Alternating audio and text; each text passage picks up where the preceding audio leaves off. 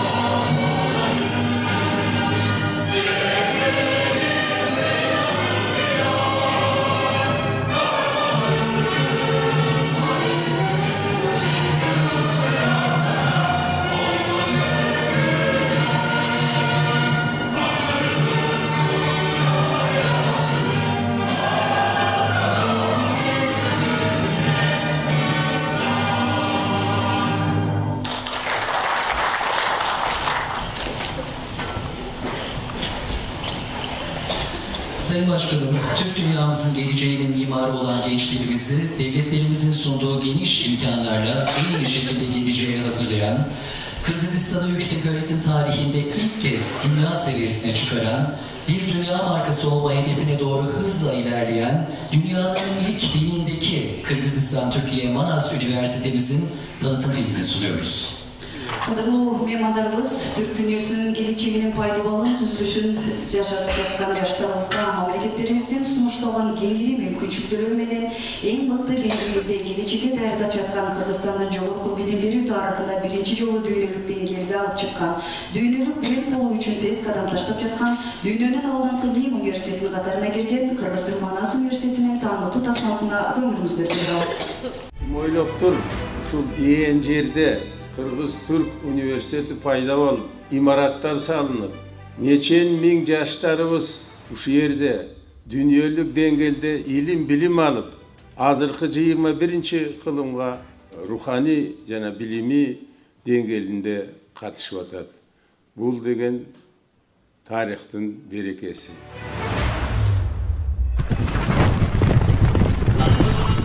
Ben gelecekte injener olamam. Yönetmen olacağım. İşletmeci olmak istiyorum. Sporcu olayım. Temel hekim olacağım. Tarihçi olacağım. Süratçı olalım. Aşçı olacağım.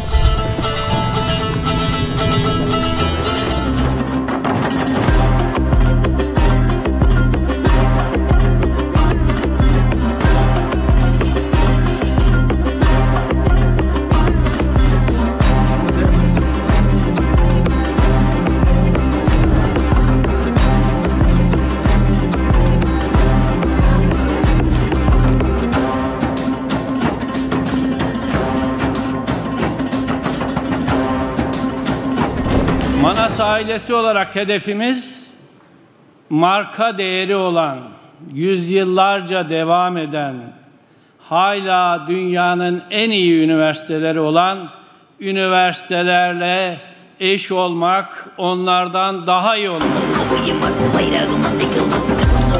Abdan gerektiği prinsip, Jaşo'nun prinsipi. Bul bolsa ömür boyu oku.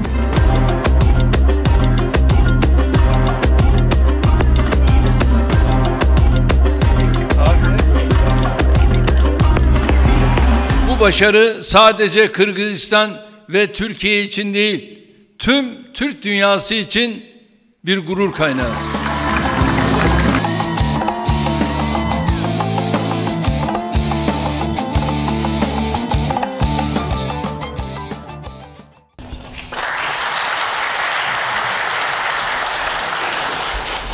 Konuşmalarını yapmak üzere Rektör Vekilimiz Profesör Doktor Sayın Almaz İbrahim'in kürsüyü teşrifle arz eder. Söz kesediği okuyacağımız rektörü Almaz İbrahim.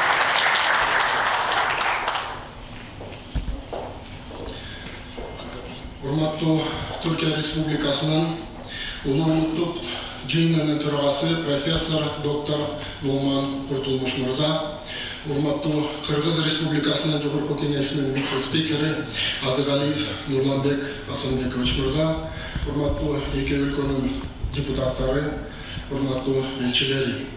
Бардыгыңыздарды тең Кыргызстан менен Түркия ортосундагы алтын көпүрөс болгон Кыргыз-Түрк Манас университетине кош келипсиздер демекчимин. Биздин университетибиз бүгүнкү күндө Кыргызстан жана Түркия үчүн гана эмес, бүткүл Түрк дүйнөсү жана Борбордук Азия аймагы үчүн илим, билим жана маданият борборуна айланды. Бүгүн университетибизде Түркия Республикасынын мамлекеттик жана илимий чөйрөсүнүн көрүнүктүү өкүлүн тосуп алуу биз үчүн абдан чоң сыймык жана кубаныч. Сиздин мыкты илимпоз жана көрүнүктүү саясатчы катары эки боордош өлкөнүн ортосундагы билим берүү, маданият жана саясий тармактагы жогорку жетишкендиктериңиз биз үчүн чоң үлгү болуп эсептелет. Өзгөчө жаш окумуштууларыбыз жана студенттерибиз үчүн сиздин тажрыйбаңыздан пайдалануу бул абдан жакшы мүмкүнчүлүк. Сиз менен болгон жолугушуу студенттерибизге жана окутуучуларыбызга абдан чоң дем берет деп ишенебиз. Урматтуу улуу улуттук жыйынынын төрагасы, университетибизге болгон зыяратыңыз эки өлкөнүн мамилелери үчүн жакшы натыйжаларды алып келишин каалап, университетибизге келгениңиз үчүн дагы бир терең ыраазычылык билдиребиз. Чоң рахмат.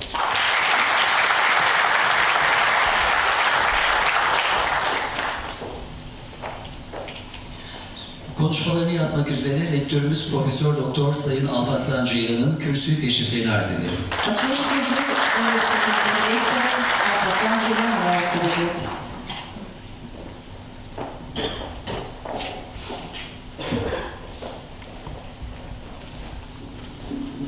Muhterem Türkiye Büyük Millet Meclisi Başkanım, değerli milletvekillerim, Kırgız Meclis Başkan Yardımcım, değerli Kırgız diplomatlar, kıymetli hocalar, sevgili öğrenciler. Hepimiz için bugün çok kıymetli. Sayın Meclis Başkanımız yoğun trafiğine rağmen, diplomasi trafiğine rağmen bugün teşrif ettiler, bizi onurlandırdılar. Manas ailesi adına kendilerine şükranlarımı sunuyorum. Hoş geldiniz başkanım.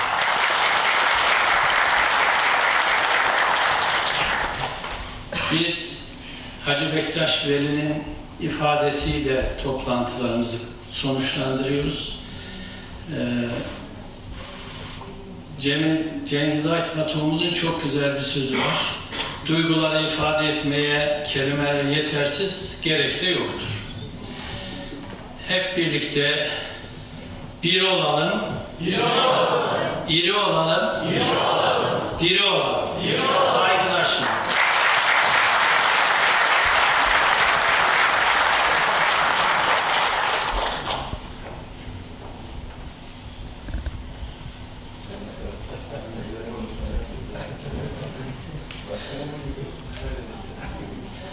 Türkiye Büyük Millet Meclisi Başkanımız Sayın Numan Kurtulmuş'un hitapları için kürsüye teşriflerini arz ederim.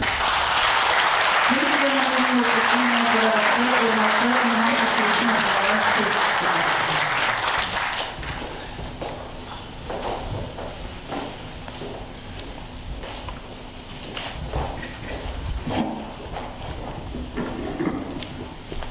Çok saygıdeğer dostlarım, saygıdeğer hanımefendiler, değerli öğretim üyeleri, sevgili öğrenci arkadaşlarım, hepinize hayırlı günler diliyorum.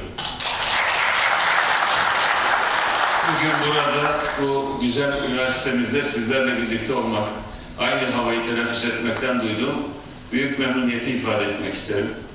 Manas Üniversitesi az evvel de ifade edildiği gibi Türk dünyasının yükselen yıldızlarından birisidir. Şimdiye kadar 13.000 öğrencisini mezun verdi. 6.000 öğrenci de şu anda yaklaşık 6.000 öğrenci de eğitim görüyor. 500'e yakın öğretim üyesi, öğretim elemanı arkadaşlarımız burada derslere giriyorlar.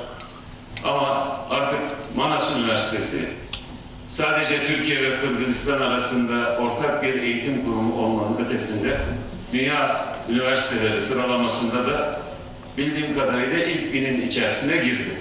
Bundan dolayı şimdiye kadar bu üniversitede emeği geçen herkese çok teşekkür ediyorum. Başta Sayın Rektörümüz, Rektör Vekilimiz olmak üzere bütün değerli arkadaşlarımızı da tebrik ediyorum. Ben de vaktinizi çok almayacağım ama bir temel meseleyi paylaşarak sizlerle buradaki konuşmamızı sürdüreceğiz. Dünyanın fevkalade önemli bir değişim döneminden geçiyoruz. Bugünden eğer şöyle bir imkanımız olsa, 50 yıl sonra bugünü görmeye çalışsak, gerçekten ne kadar büyük bir değişimin içerisinden geçtiğimizi belki ancak idrak edebiliriz. Dünyanın yakın siyasi, ekonomik, hatta küresel anlamda toplumsal kültürün geliştiği dönemlere baktığımız zaman herhalde son yıllarda yaşadığımız bu hızlı değişim çok nadir görülmüştür insanlık tarihi boyunca. Özellikle dünyadaki dengelerin yeniden değiştiği, yeni bir dünyanın oluşmaya başladığı bir dönemin tam başlangıcındayız. Bildiğiniz gibi Sovyetler Birliği döneminde bir tarafında Amerika'nın, bir tarafında Rusya'nın olduğu iki kutuplu bir dünya sistemi söz konusuydu. Ve dünyanın hemen her yeri, her bölgesi iki büyük ülke tarafından paylaşılmıştı. Avrupa'nın ortasına sınırlar konulmuş, duvarlar konulmuş. Sadece fiziki değil, kültürel anlamda da, siyasi anlamda da, ekonomik anlamda da duvarlar Avrupa'yı, Asya'yı, hatta Afrika'nın bazı yerlerini etkiler hale gelmişti.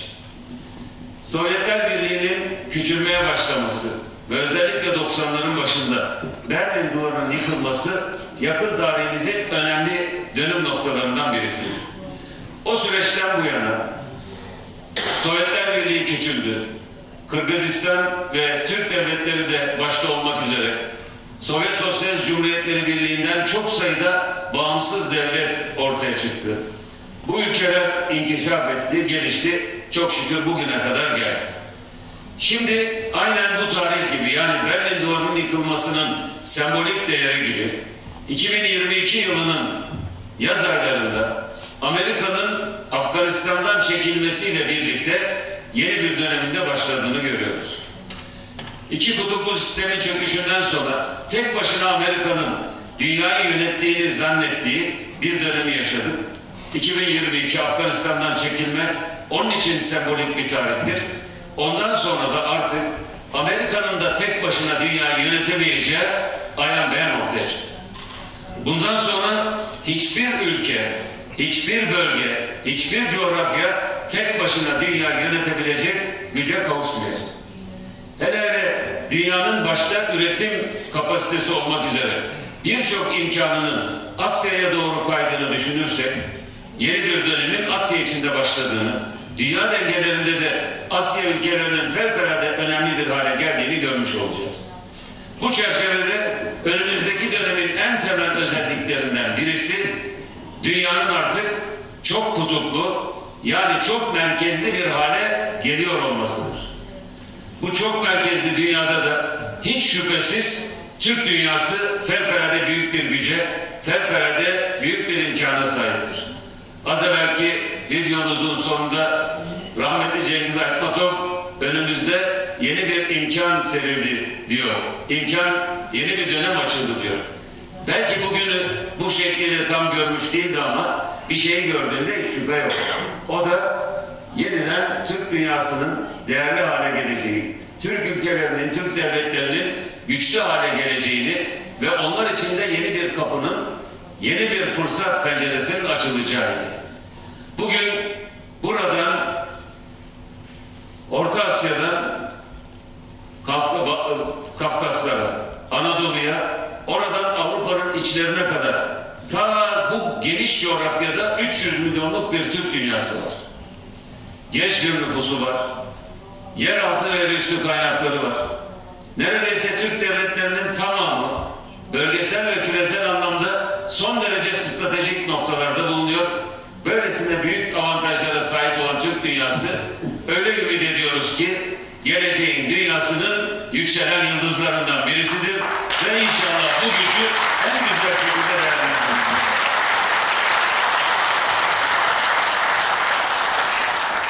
Kırgızistan'ı ilk tanıyan ülke Türkiye'dir. Türk devletlerini bağımsızlığından sonra ilk tanıyan ülke Türkiye'dir. Şunu zaman içerisinde görüyor ve iftihar ediyoruz. Türk devletleri bağımsızlığı kazanmak kolay bir şey değil. O kadar uzun yıllar başka bir egemenliğin altında yaşadıktan sonra bugün geldiğimiz noktada bağımsızlıklarını kazanmışlardır. Hem siyasi bağımsızlıklarını hem de çok şükür yavaş yavaş ekonomik bağımsızlıklarını da kazanmışlardır. Şimdi burada dost ve kardeş meclisinde söylüyorum. Şimdi bundan sonra Türk devletleri için önümüzdeki en önemli aşmamız gereken manialardan birisi, engellerden birisi kültürel bağımsızlığımızı ele almaktır. Onun için köklerimize dönmek, köklerimizdeki büyük medeni, kültürel mirasın farkına varmak ve bu mirasın üzerinden yeniden toplumlarımızı inşa etmek en önemli ödevimizdir. Hiç şüphesiz bu yolculukta bilimsel gelişmeler bizim rehberimiz olacaktır. Ama kendi köklerinden uzak olan bilimsel gelişmeler şüphesiz başkalarının egemenliği altına girmeyi asla önlemez. Onun için kendi kültürel gücümüzün farkında olmamız lazım. Sadece salona girer girmez gözüme çarptı. Şu arkadaki haritadaki ayak izlerini takip ettiğiniz zaman bir tarafında ta Agra'daki Taç Mahal'den, bir tarafındaki Mostar Köprüsü'ne, Hoca Ahmet Yesevi'nin türbesinden, Emir Timur'un türbesinden, burada Satuk Buğrahan'ın türbesinden, Mer'deki türbelerden, medreselerden, kervansaraylardan, gelin Anadolu'ya, Anadolu'daki Mevlana'ya kadar, Sultanahmet'e kadar, Ayasofya'ya kadar çok geniş bir coğrafyada bizim tarihimizin ayak izleri olduğu ortadadır. Sadece bunları takip ederek yeniden bizim Türk dünyasını kendi medeni değerleri üzerinde yükseltebiliriz. Dünya tarihi boyunca ortaya çıkmış olan en büyük medeniyetlerden birçoğu biz Müslümanlara aittir. Bunlardan birisi Orta Asya medeniyeti diyebileceğimiz ya da diğer adıyla Mavera Nehir medeniyeti diyebileceğimiz bu coğrafyada neşve neva bulmuş, bir tarafında ilimin, bir tarafında hikmetin, bir tarafında marifetin olduğu bu ilim dünyası yeryüzünde asırlarca dünyaya ışık tutmuştur. Onun için bizim en temel görevimiz kendi kültürel değerlerimizi, medeniyet değerlerimizi benimseyerek öne atılmak, kültürel bağımsızlığımızı tam manasıyla kazanmak, ne olduğumuzu, kim olduğumuzu, nereden geldiğimizi ve hangi ufka doğru yol aldığımızı bilerek kendi gençlerimizi yetiştirmektir. Bu çerçevede Manas Üniversitesi'nin vazifesinin sadece 2 kere 2'nin 4 ettiğini öğretmek değil. Ulu Bey'i bundan asırlar evvel oradaki rasathanesinde yılın bütün günlerini ve günün bütün saatlerini çok az bir yanılgıyla, 1-2 dakika yanılgıyla bulmasına iten hangi değerler varsa, onu ilimle, hikmetle, irfanla buluşturan hangi değerler varsa o değerler üzerinde gençlerimize yeni bir dünyanın da kapılarını açmaktır. Tarihin, geçmişin, medeniyetin, bugünkü dünyanın değerlerinin bize önemli fırsatlar sunduğuna yürekten inanıyorum. Bu kadar çok olumlu olan şeyleri bir araya getirmek tabii ki bir irade işidir. Bu iradenin de özellikle Manas Üniversitesi çerçevesinde konuşacak olursak, Türkiye Cumhuriyeti Devleti ve Kırgız Cumhuriyeti siyasi iradesinde, yani bugün için konuşacak olursak, Sayın Cumhurbaşkanlarımız Recep Tayyip Erdoğan ve Sayın Çaparov'un iradesiyle bu alanın gerçekten her iki ülke tarafından da güçlü bir şekilde desteklendiğini biliyoruz.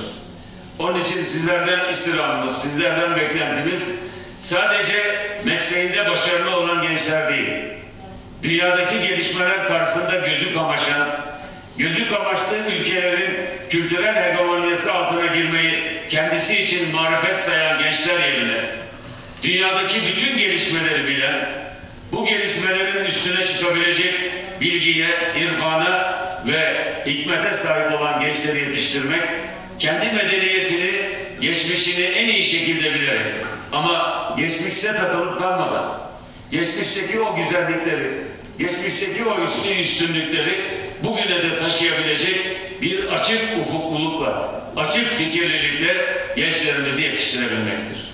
Allah yardımcımız olsun.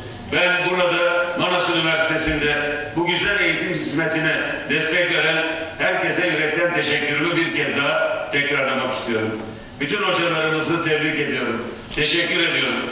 Gençlerimize de burada geçirdikleri öğrencilik yıllarını en iyi şekilde geçirmeyi, değerlendirmeyi ve gerçekten kendi yaşayacakları dönemin şartlarına uygun bir eğitim ve mefkure elde edebilmelerini temenni ediyorum. Allah yardımcımız olsun, yolumuz açık olsun. Türk dünyası için geleceğin çok daha aydınlık olduğunu sizlerle paylaşmak istiyor. Hepinize selam ve sevgilerimi sunuyorum.